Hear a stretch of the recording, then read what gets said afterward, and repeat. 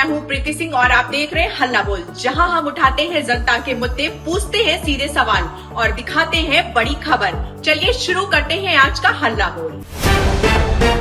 कारगिल विजय दिवस की 26वीं वर्षगांठ पूरा देश अपने वीर जवानों के शौर्य और बलिदान को नमन कर रहा है। 1999 में भारतीय सेना ने कठिन परिस्थितियों में दुश्मन को परास्त कर कारगिल की चोटियों पर तिरंगा फिर से फहराया था।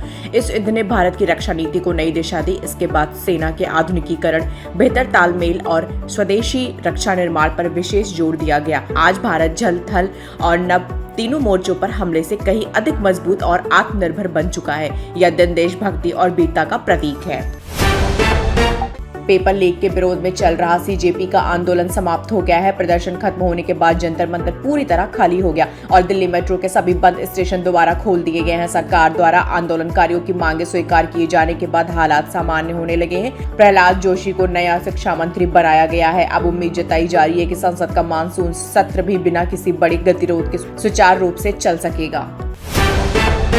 केंद्रीय गृह मंत्री अमित शाह ने धर्मेंद्र प्रधान के इस्तीफे पर प्रतिक्रिया देते हुए कहा कि भाजपा कार्यकर्ताओं के लिए पद से बड़ा देश, युवा और विद्यार्थी है। उन्होंने कहा कि प्रधान का इस्तीफा इसी भावनाओं को दर्शाता है। अमित शाह ने राष्ट्रीय शिक्षा नीति, मातृभाषा में परीक्षाएं, डिजिटल शिक्षा, पीएम श्री विद्यालय और कौशल विकास जैसे कई सुधारों का श्रेय भी धर्मेंद्र प्रधान को दिया। उन्होंने उनके कार्यकाल को शिक्षा क्षेत्र में बदलाव का महत्वपूर्ण दौर बताया। उत्तर प्रदेश के मुरादाबाद में AIMIM प्रमुख असदुद्दीन ओवैसी ने विपक्ष को गठबंधन का संकेत देते हुए कहा कि चुनाव के बाद पछताना नहीं पड़े, इसलिए समय रहते साथ आने पर विचार करें। उन्होंने कहा कि उनकी लड़ाई सम्मान और बराबरी की है तथा जनता की आवाज विधानसभा तक पहुंचनी चाहिए। ओवैसी ने समर्थकों से एकता बनाए रखने की अपील करते हुए दावा किया कि कमजोर समझे जाने वाले लोग भी मजबूत ताकतों को झुका सकते हैं। उनके बयान को आगामी यूपी विधानसभा चुनाव की राजनीति से जोड़कर देखा जा रहा है। उत्तर प्रदेश के मुख्यमंत्री योगी आदित्यनाथ ने उच्च शिक्षा विभाग के शिक्षकों और कर्मचारियों को बड़ी सौगात दी है। अब उन्हें मुख्यमंत्री कैशलेस चिकित्सा सुविधा के साथ 1.5 करोड़ रुपए तक का दुर्घटना बीमा कवर मिलेगा। इस योजना के लिए पंजाब नेशनल बैंक के साथ समझौता किया जाएगा। आगरा में आयोजित कार्यक्रम के दौरान मुख्यमंत्री योजना का शुभारंभ करेंगे और लाभार्थियों को चिकित्सा सुविधा कार्ड भी वितरण करेंगे। इससे प्रदेश के हजारों शिक्षकों और कर्मचारियों को सीधा लाभ मिलेगा। देश में एक बार फिर कोरोना संक्रमण को लेकर चिंता बढ़ने लगी है। आंध्र प्रदेश में 10 नए कोविड-19 मामले सामने आने के बाद सक्रिय मरीजों की संख्या 49 हो गई है। इनमें 24 मरीज अस्पताल में भर्ती हैं, जबकि 16 होम आइसोलेशन में इलाज करा रहे हैं। 4 लोगों की मौत ने स्वास्थ्य विभाग की चिंता और बढ़ा दी है। प्रशासन लोगों से सतर्क रहने, भीड़ भाड़ से बचने और जरूरत पड़ने पर मास्क पहनने की अपील कर रहा है। स्वास्थ्य विभाग स्थिति पर लगातार नजर बनाए हुए है। असम पुलिस ने पाकिस्तान स्थित शहजाद भट्टी नेटवर्क से जुड़े एक आतंकी मॉड्यूल का पर्दाफाश किया। धुबरी, चिराग और बारपेटा जिलों से 3 संदिग्धों को गिरफ्तार किया गया है। पुलिस ने इनके पास से मोबाइल फोन, सिम कार्ड और कई अहम दस्तावेज बरामद किए हैं। शुरुआती जांच में नेटवर्क के तार दिल्ली समेत कई राज्यों तक जुड़े होने की आशंका जताई गई है।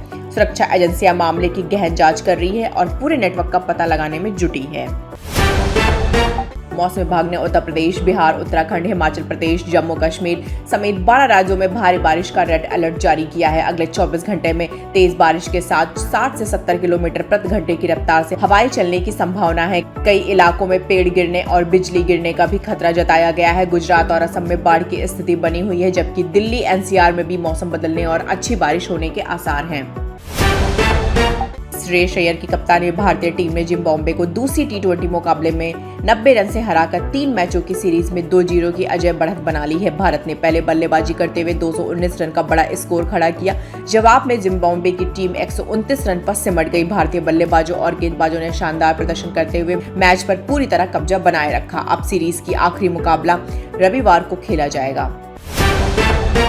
सनी देओल की आगामी फिल्म बंटवारा 1947 को केंद्रीय फिल्म प्रमाणन बोर्ड ने बिना किसी कट के A सर्टिफिकेट दिया है। करीब 2 घंटे 25 मिनट लंबी यह फिल्म सनी देओल के 43 साल के करियर की उन चुनिंदा फिल्मों में शामिल हो गई है जिन्हें एडल्ट सर्टिफिकेट मिला है। फिल्म जल्द सिनेमाघरों में रिलीज होगी। मेकर्स का मानना है कि इसका दमदार विषय और प्रस्तुति दर्शकों को एक अलग अनुभव देगी। राष्ट्रीय पुरस्कार जीतने के बाद अभिनेत्री यामी गौतम एक और बड़े प्रोजेक्ट को लेकर चर्चा में है। खबर है कि वह चर्चित फ्रेंचाइजी कहानी 3 में मुख्य भूमिका निभा सकती हैं। फिल्म की शूटिंग की तैयारियां शुरू हो चुकी हैं और जल्द आधिकारिक घोषणा होने की उम्मीद है। विद्या बालन की लोकप्रिय फ्रेंचाइजी से जुड़ने की खबर ने यामी के प्रशंसकों का उत्साह बढ़ा दिया है। अगर सब तय रहा तो दर्शकों को जल्द एक नई रोमांचक थ्रिलर देखने को मिलेगी। सवाल उठते रहेंगे, सच सामने आता रहेगा। इसी उम्मीद के साथ आज के हल्ला बोल से मुझे दीजिए अनुमति। नमस्कार।